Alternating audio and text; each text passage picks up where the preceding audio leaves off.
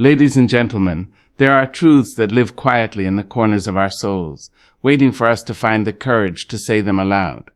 And tonight, I ask you not only to hear me, but to feel what must be said.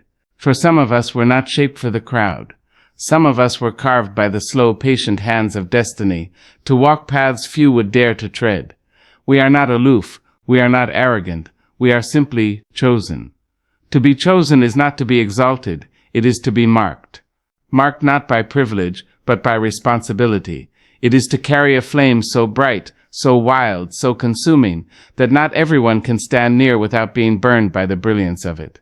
You see, chosen ones are not placed on pedestals. They are often placed in the shadows, in the wilderness, in the in-between spaces where the soul stretches and bends and breaks before it is rebuilt. We live in a world where proximity is mistaken for purpose, where followers are mistaken for friends, where noise is mistaken for knowledge. But the chosen, those born or called to shift the current of this world, they are not built for constant company. They are not designed to be everyone's favorite. Their journey demands solitude, for clarity grows best in silence. And vision, true vision, is a fragile thing. It does not grow well in crowded soil. I speak now to those of you who have felt that gnawing hunger that no applause can feed, who have stood in rooms full of people and still felt utterly alone, who have had to wrestle with the weight of a calling no one else can see. I speak to you not to isolate you, but to affirm you. You are not strange. You are not broken. You are not arrogant for needing space. You are a vessel of something vast and holy, and vessels of that nature require protection. You see, when a seed is planted, it is buried alone, not because it is unloved, but because it is becoming. And when it pushes through the soil, it still stands alone before it bears fruit. Likewise, those called to shift generations, to build what has never been built, must be incubated in silence. If they are too exposed too soon, they die, not from lack of love but from too much noise. Chosen ones cannot be around too many people, because not all people carry clean hands or clean intentions. And what is sacred must be shielded until it is strong enough to stand. Some will call it ego, others will say you think you're better. But let me offer you this, it is not superiority to guard what is rare, it is wisdom, it is survival. Diamonds do not protest the darkness of the mine. They trust that the pressure will birth brilliance. So too must you trust your path, even when it is lonely, especially when it is lonely. Let us not romanticize the journey of the chosen. It is not all gold and glory. It is often grief. It is sacrifice. It is the ache of invisibility while you're being prepared. It is the pain of seeing things others do not yet see and bearing the burden of that sight. And sometimes, yes, it is exile, because people fear what they do not understand, and when you carry vision, when you embody change, when you speak truth into systems that survive on silence, you will become a threat, not because you are dangerous, but because you disturb what is comfortable. You remind people that they too were born for more, and not everyone is ready to remember. You must understand this if you are to endure. Being chosen does not mean being constantly seen. It does not mean having endless company. It means being entrusted with something divine, and what is divine cannot dwell just anywhere. It cannot be diluted by comparison. It cannot be compromised by consensus. It must be nurtured, often in isolation, often in obscurity. Think of the lion who does not seek out the herd. It moves in silence. It knows its power. It knows that its presence alone commands respect. The chosen must move like that, not with arrogance, but with awareness, knowing that energy is not infinite, that your gift is not common, that you cannot pour endlessly without being refilled. And refilling does not happen in crowds. It happens in quiet corners, in early mornings, in sacred conversations with your own soul. There are many who will ask for your time, your attention, your essence. But you must discern. Not all who seek you are sent to support you. Some are sent to siphon. And chosen ones, if you do not learn the difference, you will become depleted by good intentions. You will become so surrounded that you forget how to hear your own voice. And when a chosen one forgets their voice, they forget their direction, and when they forget their direction, they wander, and wandering for the chosen is dangerous, because the world cannot afford for you to get lost. Do not confuse being around people with being connected to people. Some of your deepest bonds will be with those who are not always present, but always aligned. And some of your greatest betrayals will come from those who kept close to study your movements, not support your mission. Do not be afraid to distance yourself when your spirit says so. Trust the pull, trust the push, trust the pruning. And to those who are not called, but who are near the called, I urge you, do not take offense to the boundaries of the chosen. Do not demand access simply because you mean well. Your love may be genuine, but that does not mean your presence is required in every moment. Sometimes love means stepping back. Sometimes it means holding space, not taking space. The chosen need not constant company, but consistent understanding. Our culture is obsessed with community, and rightfully so. Community is powerful, but solitude is not the enemy of community. It is its preparation. It is in solitude that leaders are formed. It is in the wilderness that voices are refined. It is in silence that strategy is birthed. So let the chosen be alone when they must. Let them wrestle with angels in the night. Let them hear the whisper before the wind. Let me speak plainly.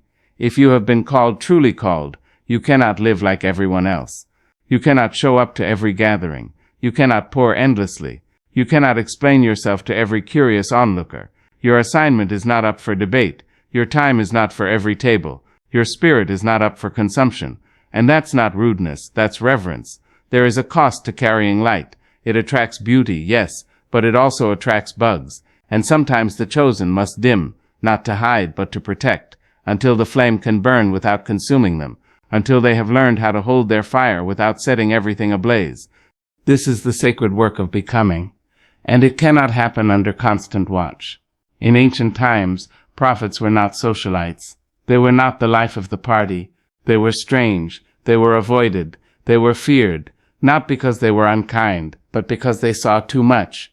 They felt too much. They stood too close to truth. And truth, my friends, is rarely comfortable. But oh, how we need the chosen. How we need those willing to carry the burdens others avoid. How we need those who will say what must be said, build what must be built, break what must be broken. And for them to do this, we must give them room. We must allow them to be what they are, not always accessible, not always agreeable, but always aligned with something greater. You may ask, is the chosen life lonely? Yes, at times achingly so. But it is not empty. There is a fullness in walking with purpose, a joy in knowing you are where you're meant to be, even if you're not where others are. There is a peace that surpasses popularity, a satisfaction that no crowd can mimic. So walk boldly, those of you who have been called. Do not shrink because they do not understand. Do not over-explain. Do not overextend. Your life is not a performance. Your time is not a buffet. Guard it, cherish it, and yes, withdraw when you must. That does not make you cold. It makes you clear. And to those listening, if you are not chosen but you are close to one, be gentle, be generous with your silence, be wise with your words. You may not understand their path, but you can honor it. Do not take their distance personally. It is not rejection, it is responsibility. And if you truly love them, let them go into the quiet when they must. They are not gone, they are growing. In closing, I leave you with this. When thunder rolls through the sky, it does not ask permission. When the moon commands the tides, it does not seek applause. When the roots of a tree stretch deep into the soil, no one sees them, but without them, nothing stands. The chosen are like this, necessary, but not always visible, powerful, but not always praised, and sacred, even in their solitude. So let them be, let them rise, let them roar, let them rest, for the world turns because someone dares to listen when no one else will. And sometimes that someone is you. It is no small thing to walk this earth, carrying more than your own life in your hands.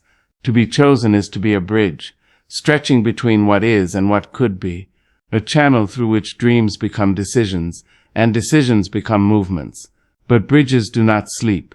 They do not stroll. They are built to bear weight, and the chosen must learn to bear the weight of vision, the weight of legacy, the weight of silence.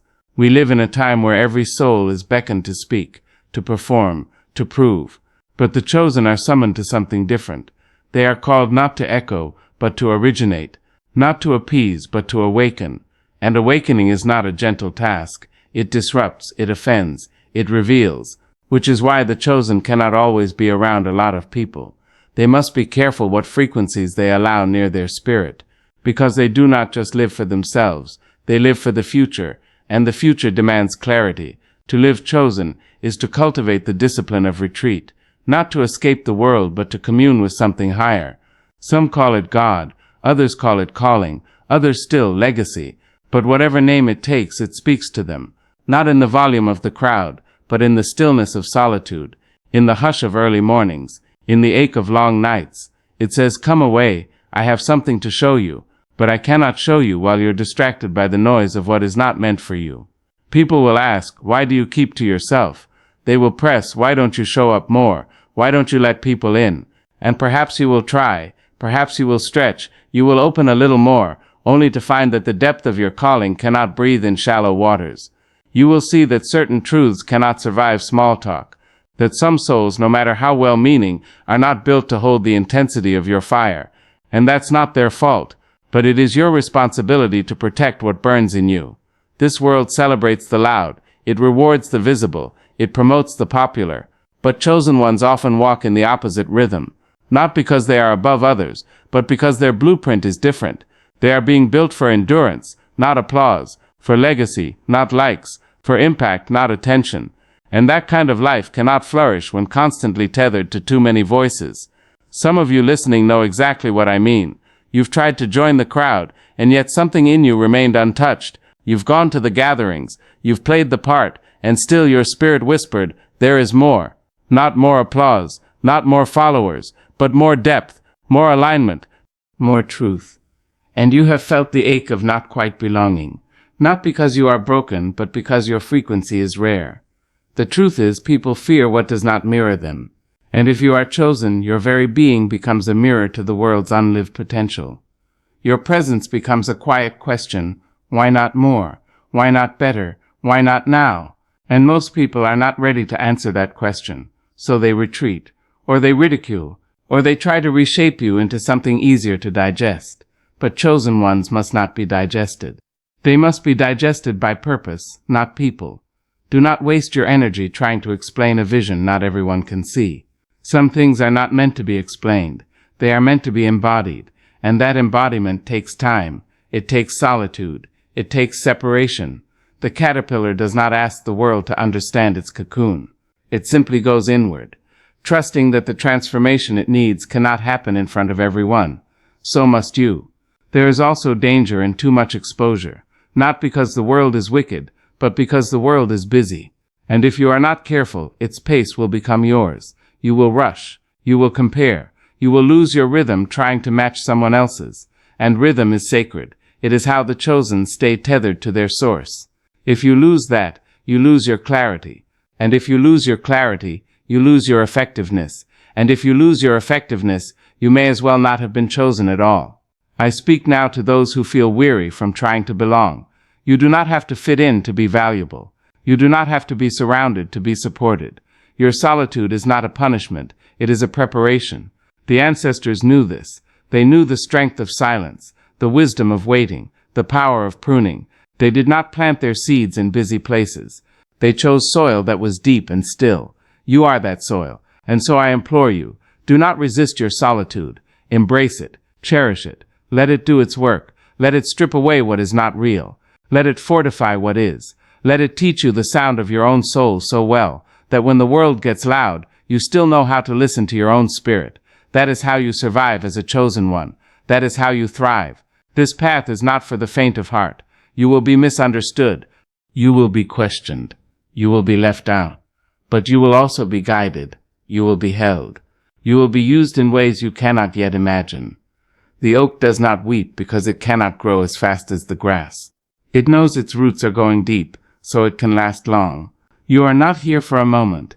You are here to leave something that lives beyond you. There will be temptations.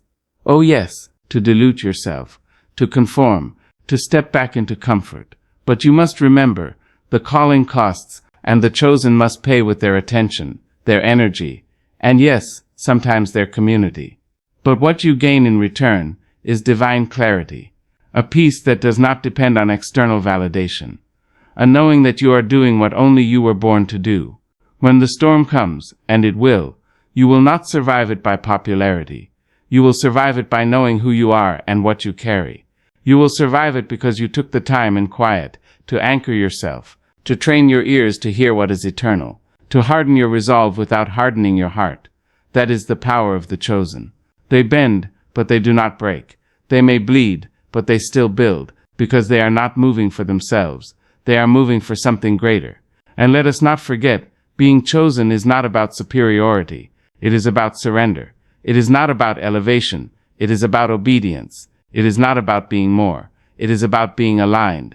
That is why the chosen cannot be around everyone, not because they are better, but because they are burdened, and every burden demands a different blueprint.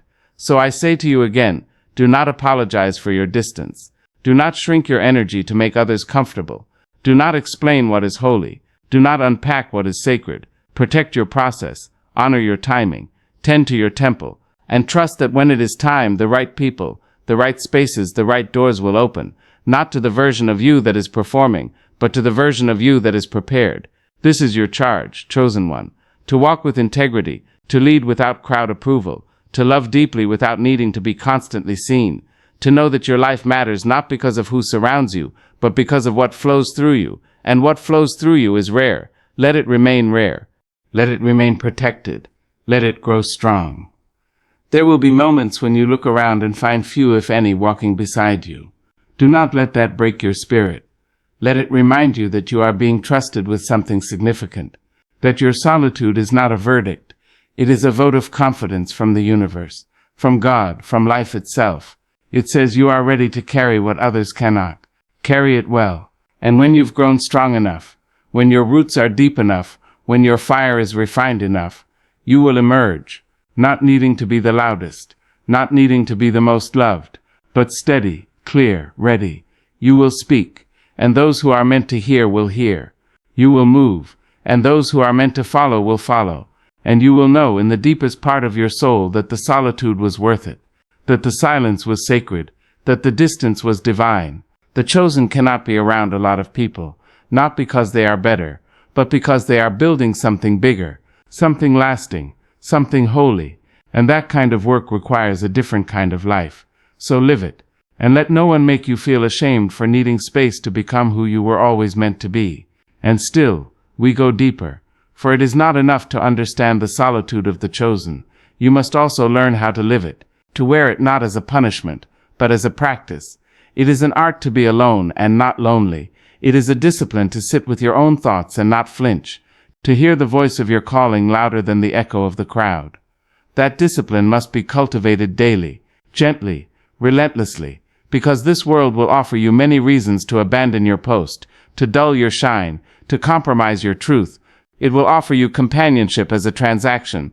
Be like us, talk like us, shrink like us, and we will let you belong. But chosen ones, your belonging is not up for negotiation.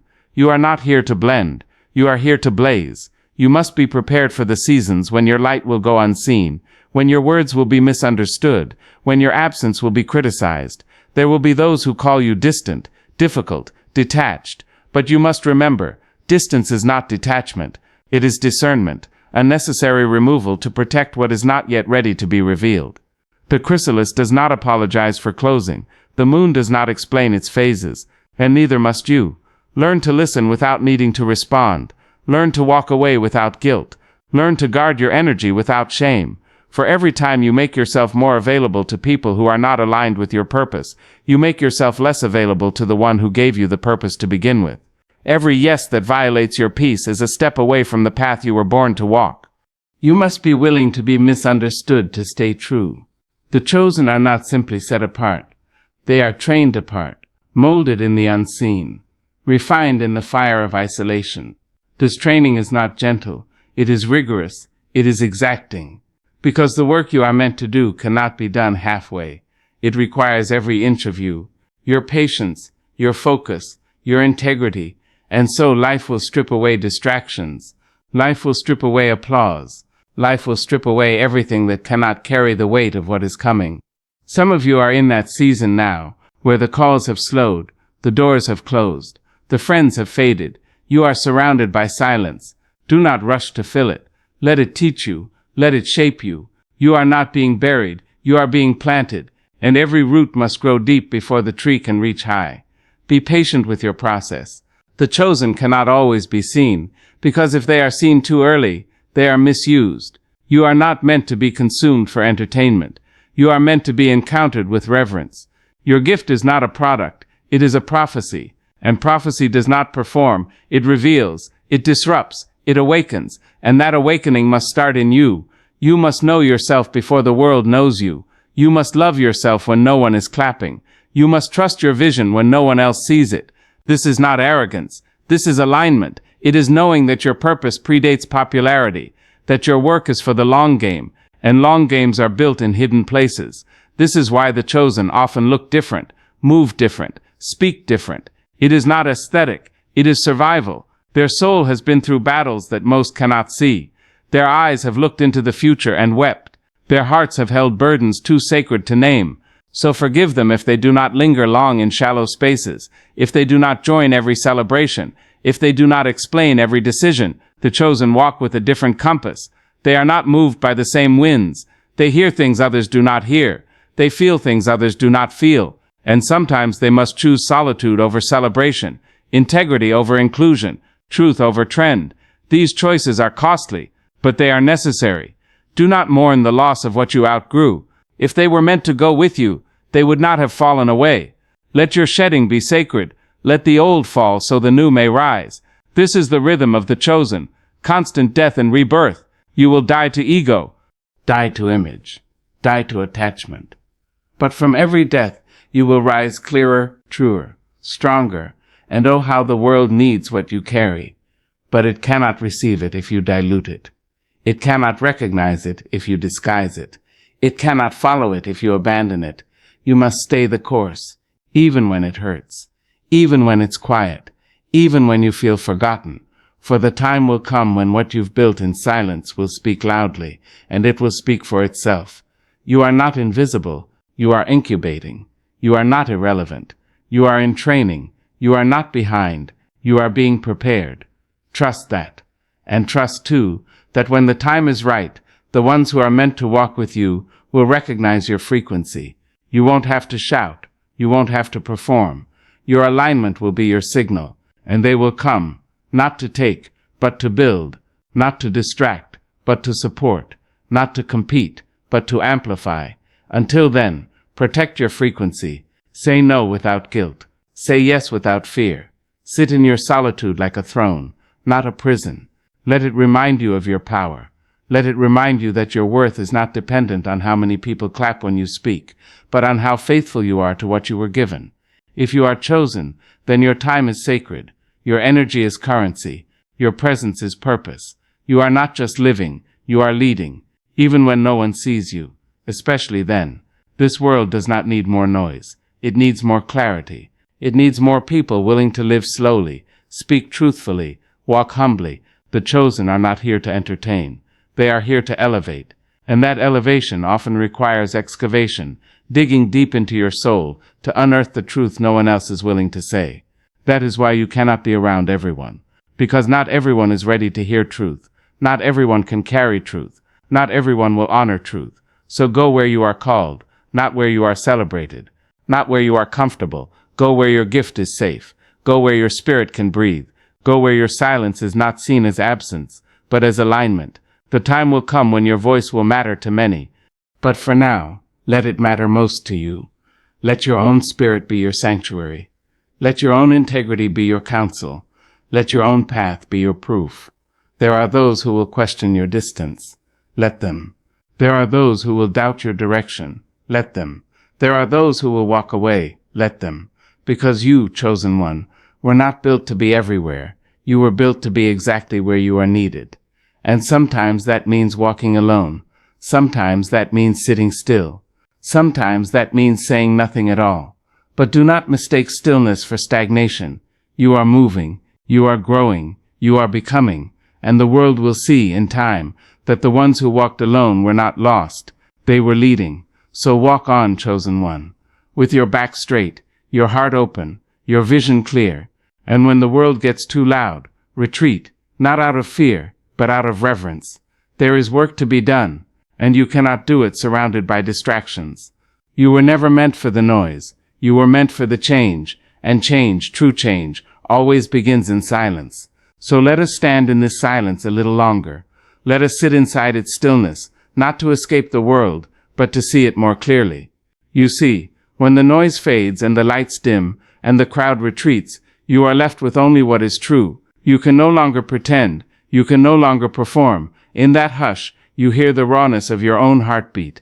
You come face to face with your doubts, your desires, your deepest knowing, and it is there, in that sacred quiet, that you begin to understand why the chosen must tread a different path. Not every journey is designed for company. Not every vision can be carried by a committee. Some assignments are handed to you and you alone, and to invite too many hands into the process is to risk distorting what was given in clarity. What was whispered into your soul must be honored as sacred, not exposed to the winds of convenience or opinion. You must know this. There are rooms you will not enter, not because you are unworthy, but because you are not meant to conform to their shape. There are conversations you will walk away from, not because you are arrogant, but because your spirit refuses to be reduced. There are connections you will outgrow, not because you lack love, but because growth has moved you past what was once familiar. The chosen are not afraid to walk away. They are not afraid to start again. They do not seek comfort. They seek clarity. And clarity comes at a cost. That cost is often aloneness. The world may see it as isolation, but for the chosen it is consecration, a setting apart for something higher. If you are called, if you are marked, then solitude is not your enemy. It is your sanctuary. It is where you shed the masks, where you unlearn what was never yours, where you remember who you were before the world named you, before it labeled you, before it told you to shrink. And once you remember, truly remember, who you are and what you carry, then you begin to move with a different conviction, a quieter confidence, a deeper peace. Not the kind that comes from approval, but the kind that comes from alignment. You stop chasing rooms and start building altars. You stop seeking permission and start embodying purpose. You will find yourself less reactive, less hungry for attention, more anchored in truth. And from that place, your presence will begin to speak before you do. Your silence will carry authority. Your restraint will become a force, because you no longer need to prove what is already evident in how you live, how you love, how you show up. Do not envy the ones who are everywhere, the ones constantly seen, constantly heard. Visibility is not always victory. Exposure is not always elevation. Some trees grow wide but not deep. And when the storm comes, and it always comes, it is not the width that saves them but the roots. Go deep. Let your life be rooted in something real, something eternal, something not made by human hands. And while you are growing quietly, patiently, let others wonder. Let them ask where you've gone. Let them misread your silence. You do not owe the world an explanation for your obedience. Your becoming is not up for debate. You are not here to entertain. You are here to endure. You are not here to please. You are here to plant. And what you plant in silence will bloom in seasons they never saw coming. There will come a time when your fruit will be undeniable, when the ones who doubted you will seek your wisdom, when the ones who dismissed you will need your voice. But by then, you will no longer be moved by recognition, because your reward will have already arrived in peace, in clarity, in knowing you never betrayed yourself for proximity or praise. Chosen one, you are not called to be popular. You are called to be prophetic, to speak when others are silent, to lead when others wait, to stay when others run, and to run when others stay. You are built to disrupt, to illuminate, to usher in what is next. And that kind of calling cannot be nurtured in crowded rooms or with divided loyalties. You will find your people, yes, but they will be few, and they will be faithful. You will not have to audition for their loyalty. They will recognize you by spirit, not status. They will not demand your light, but honor your boundaries. They will not fear your depth, but meet you there. This too is the grace given to the chosen, an appointed community, small but strong, a tribe not of blood, but of essence. And when they arrive, you will know, not because they flatter you, but because they understand you, because they respect the process, because they too have walked through fire. They too have learned how to be alone without being broken. And together you will not lose yourselves in the crowd. You will rise above it with your integrity intact. But until then, keep building, keep becoming, Keep protecting the sacred.